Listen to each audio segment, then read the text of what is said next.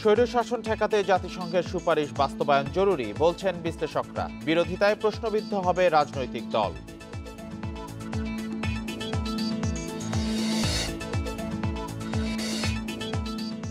আগামী সপ্তাহে আত্মপ্রকাশ করছে ছাত্রদের নতুন রাজনৈতিক দল। নেতৃত্বে থাকছেন নাহিদ ইসলাম।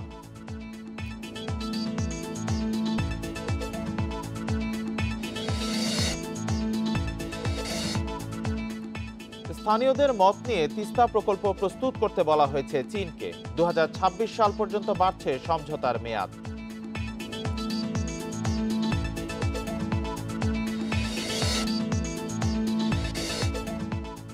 ওমানে তৌহিদ জয়শঙ্কর বৈঠক। দ্বিপক্ষীয় সম্পর্কের চ্যালেঞ্জ মোকাবেলায় একযোগে কাজ করায় গুরুত্ব।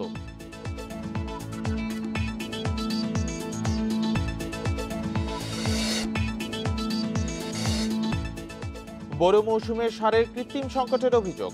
বস্তা প্রতি দাম বাড়ানো হয়েছে 400 থেকে 500 টাকা।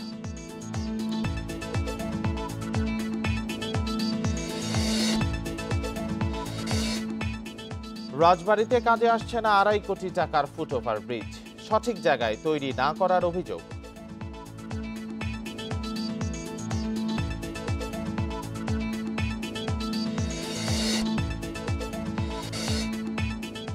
অনুশীলনে ফিরতে চান 18 নারী ফুটবলার। স্বাগত জানালেও পারফরমেন্সে গুরুত্ব দিচ্ছেন বাটলার।